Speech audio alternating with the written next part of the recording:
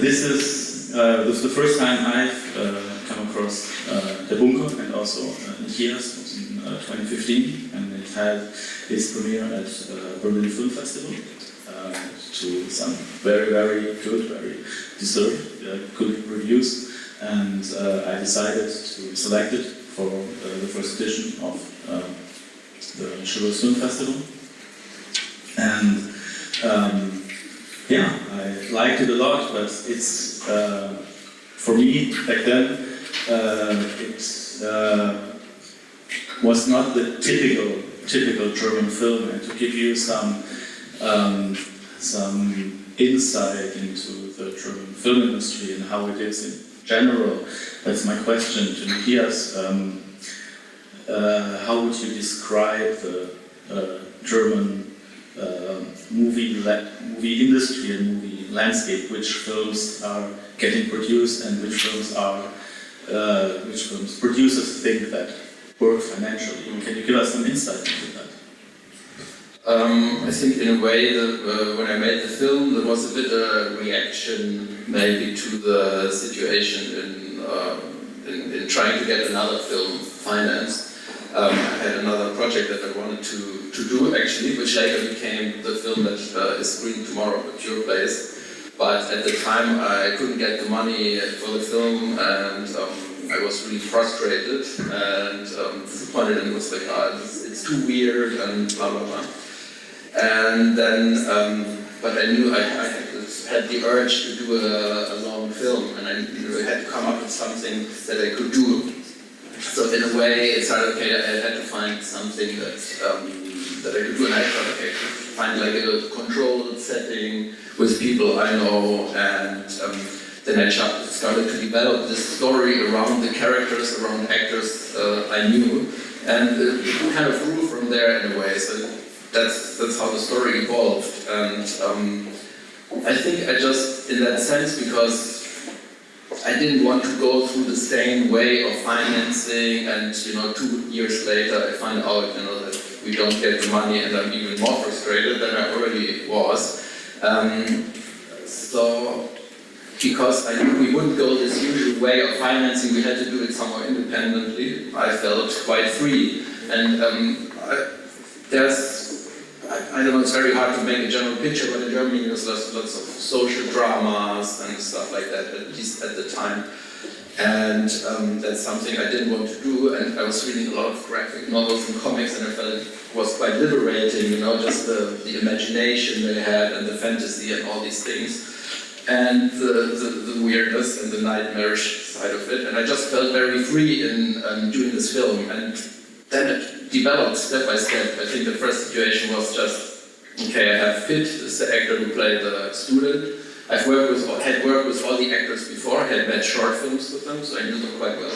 And I thought, okay, maybe he meets some woman, the mother. And then, what if the other guy, if there's a couple? And then I thought, what if this couple? Because I had shot a film with Daniel Friedman, who plays Klaus.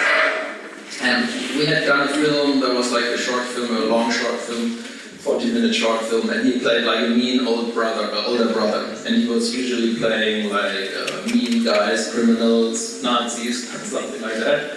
And then I thought, I knew that he has such a fun side to him, and I thought, what if this family has a child, and what if he plays the child?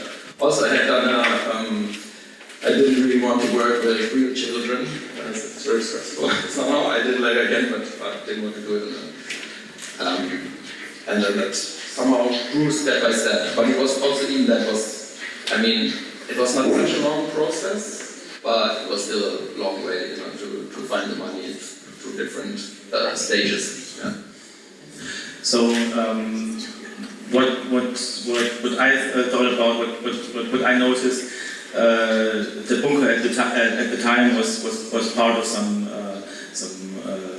wave of new German kind of genre cinema. There was Nothing Bad Can Happen, Tore Tanzt by Katrin Gebbe in 2013, I think.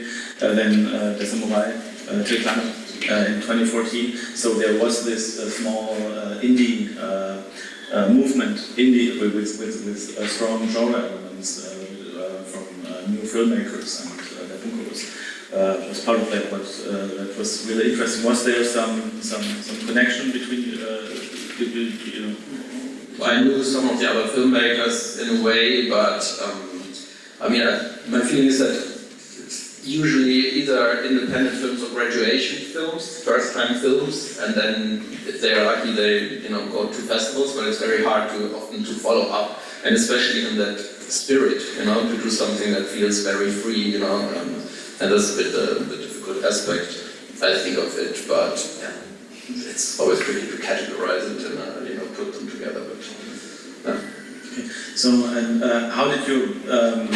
Because for those parts, I can imagine you work very closely with the actors to develop the characters, especially the maybe kind of tiny Trump, the delusional man-child. To say how did you approach that with Daniel Friedman? Yeah, even that I don't remember so much. I just knew I hadn't seen Daniel in quite a long time, and I asked him, hey, do you want to do something? And then we met, and I asked him, can you imagine playing an 8-year-old boy? And he jumped on my lap. We were at some döner place, and he jumped on my lap and said, yes, of course, or something. That was basically in a way our casting. And yeah, for me it was kind of nice just to see him in his pajamas and go to set and see him in his funny clothes. We had a great costume designer, who's also now a very well-known artist. She works a lot with furniture now, which is very interesting, but at the time she just came out of film school where she had studied production design, and she came up with these things, and it was always a joy for me to see him in that costume. And with the other actors, there was always coming, I could picture them so well because I knew them. So, and especially with Picture Place, the student who's also a good friend of mine, and we were meeting and brainstorming and just brainstorming about the script. So they were involved very early. I wrote the script, but they were involved very early in the process, and that was also quite a nice collaboration. But it was also intense. They're all quite intense characters, and we were like in this weird environment of this house, for 4 weeks together shooting, and it was a weird kind of magical atmosphere, I would say. And because also we didn't always know what we were doing, like how this would end up, or sometimes it's completely, maybe before shooting, maybe it will be unwatchable. We didn't really know sometimes. And but yeah, it was an interesting experience to spend so much time with them there. So does that mean that the script underwent some changes even during the shoot? Was there some improvisational sequences? How close is the final product to the original script? Can you talk a bit about that? Yeah, I think in this project in the beginning I didn't even want to write a script. I think I wanted to use a lot of improvisation. I had done a film before where maybe half of the film was scripted and half was improvised, and I really liked this aspect, that something happens, something unexpected. And but then for some reason we didn't try to do funding, but I think we submitted to 1 or 2 fundings still, and so I kind of had to write the script. And the producer at the time, he said, just a bit long, it just has to be 80 pages something, some words on the page or something, so we just wrote something. And then in the end we had a script, and we stuck to the script pretty close, and we did some improvisation, but most of it, and when we were shooting it, we thought it was quite funny, but most of it didn't make it into the final edit because it did not fit maybe to the rest. But I remember we were laughing a lot, and there's some deleted scenes and some bloopers and stuff that we edited out. I think it's on YouTube, some of it, and we really had to laugh a lot. So you often knew I was behind the camera with the scene with Klaus. There were some things where he had to do it like 10 times or something. He enters the classroom for the first time, he sees him in his wig and makeup, and just couldn't control himself. So how long was the shoot itself? I think it was 20 days in the house and then 1 or 2 days outside when it was snowing. So all within the schedule?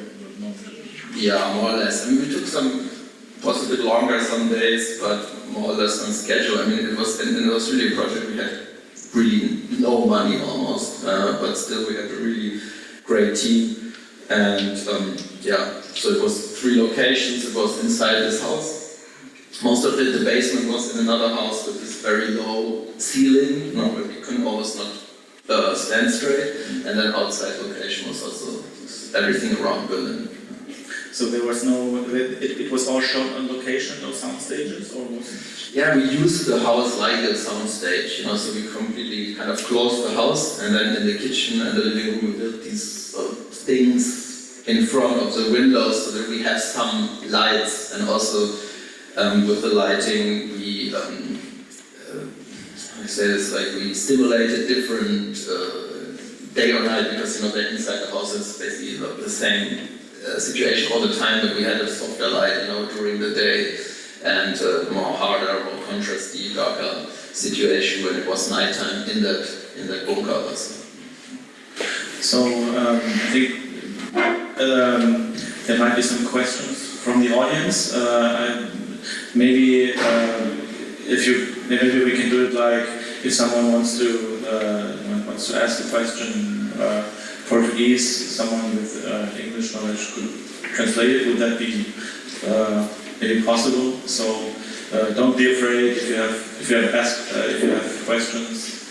You can let us know in English or in Portuguese. I think it should be okay. Okay. So any questions?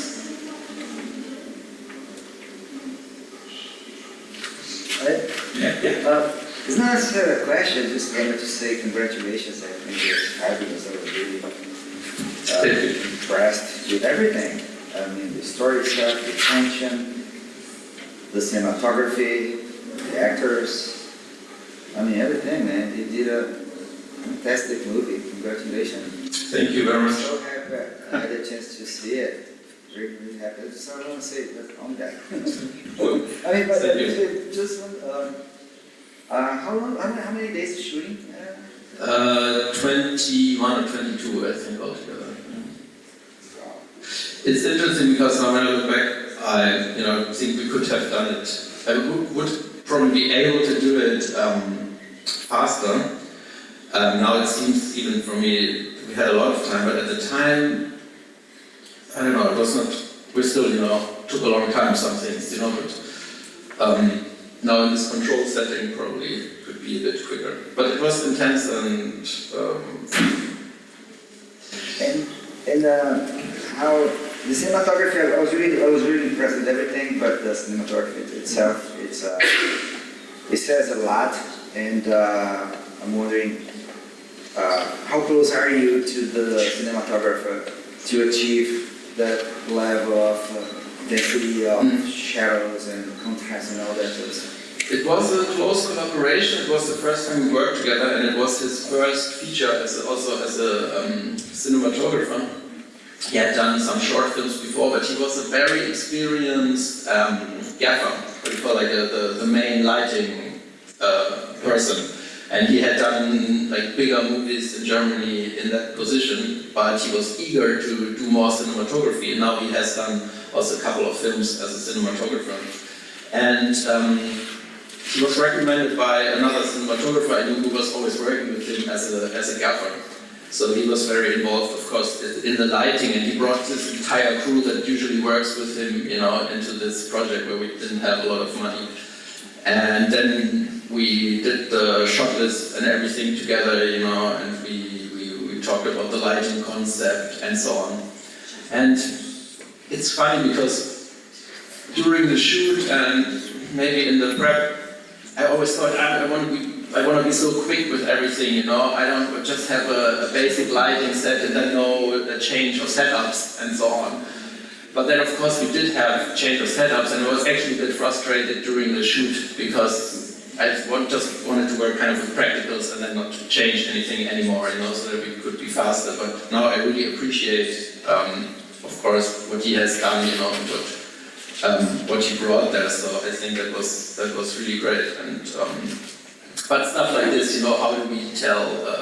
Where do we get a light source, you know, in this environment that has no light coming in, and how do we tell different day or night time, you know, in this setting, and how we change the colors, and how we do give different rooms also different vibes and different colors in a way, and how we do all that. That was a close collaboration also with the production designer, who was really great, and everything she brought to the project. And even though we didn't have a lot of money in this film, funny enough, I did have the feeling, you know, that I could not have what I wanted in a way, which I had in other projects more, where we had a lot more money. But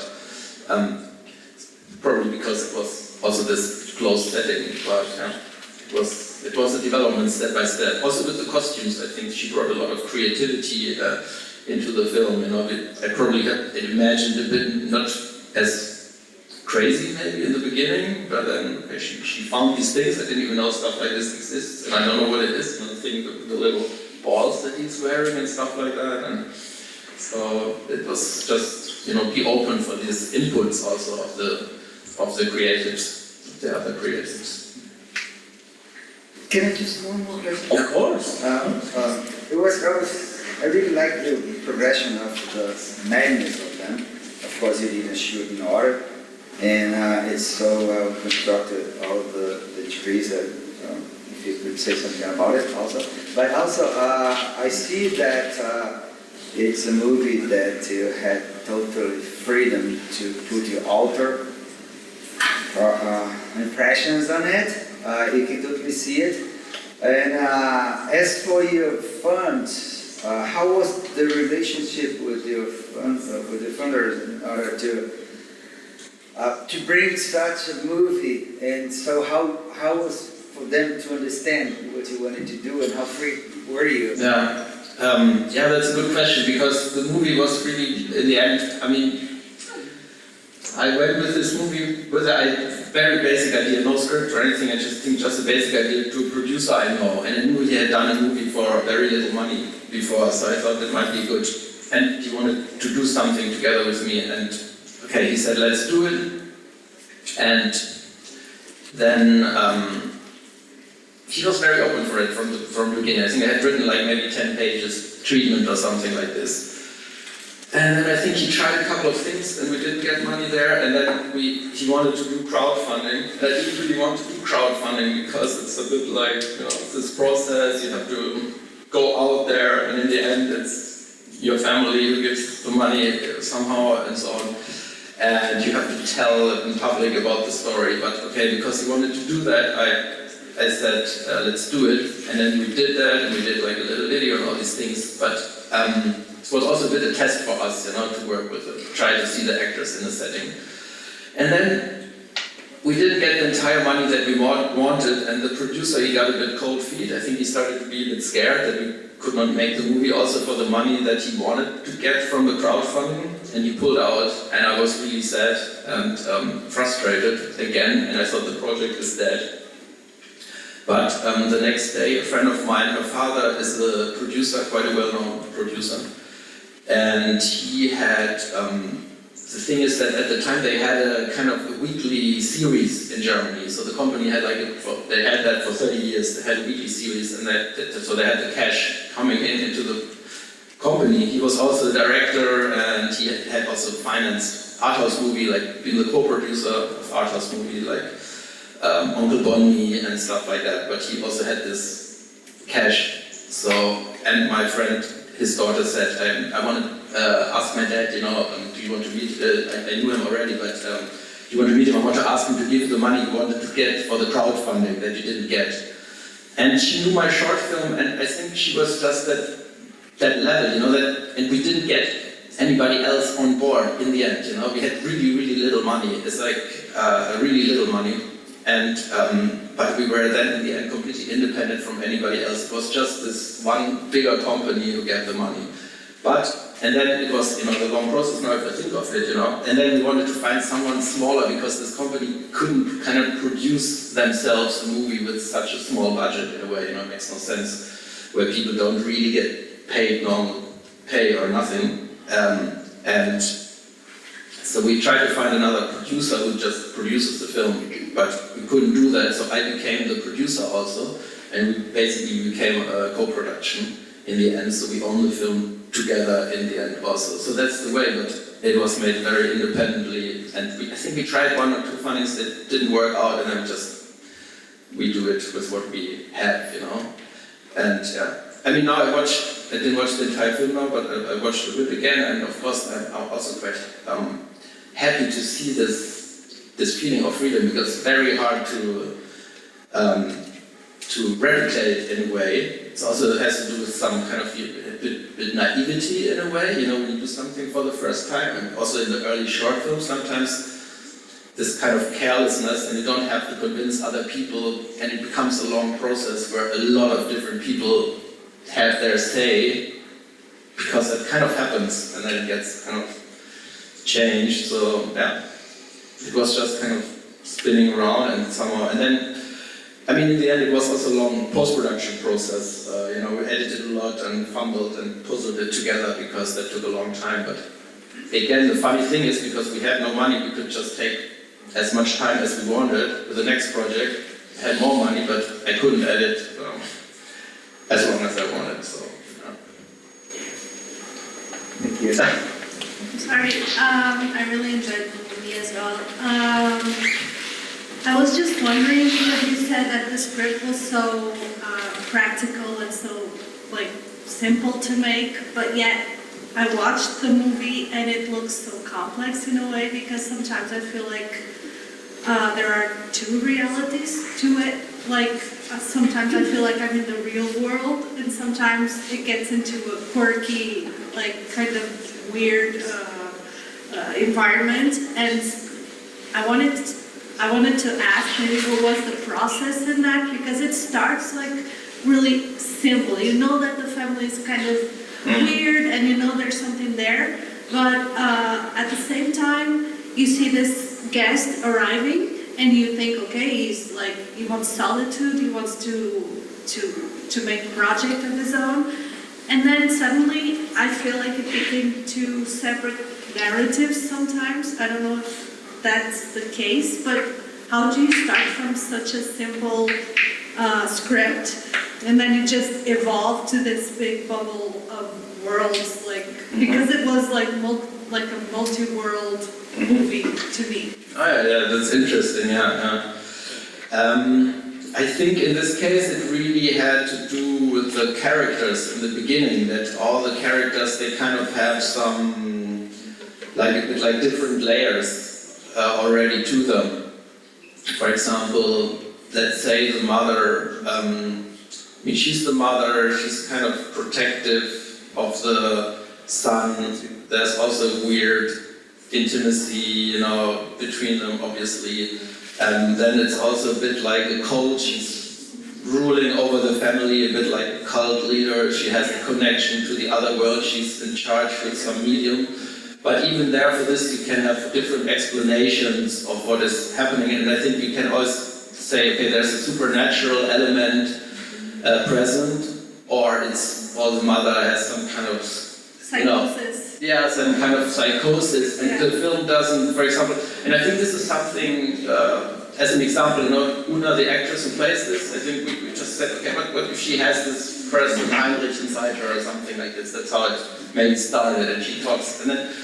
But then I think because the movie doesn't explain that further, or there's no reveal, then these kind of different explanations coexist, maybe, So, and the same, as you say, psychosis, or is there something supernatural, you don't know, is the voice coming outside her, then she speaks it, also you see her talking, and so on, so this moments. And I think with Klaus, it's also like this, and it just went also different stages. Maybe some things were not even planned, or we made decisions in the edit then, to find a way, the best way. There was also a little bit different ending, I think initially. But also with Klaus, it's not really revealed. If you make a reveal, I don't know, it's a role play or whatever it is. But for me, it's just in the end, he was just kind of Klaus, this character that I accepted. And for me, it's at the same time kind of creepy and cute and all these things. So that's these conflicting things I think exist in him. Yeah. And then because you talk about this universes or how you call it.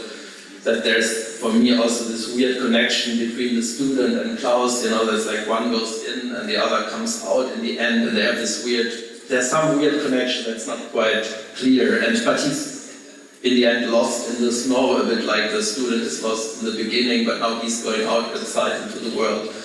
And so yeah, these little relationships. Even like the scene where the light changes, it switches. That's like what I'm trying to say. Like it seems like two versions of. Oh yeah. A little schizophrenic, maybe. Like you don't know exactly what's going on what character, or like that's what I felt. Yeah. Two separate environments in the same house, and I'm trying to piece. Yeah, interesting. Yeah, I mean the thing.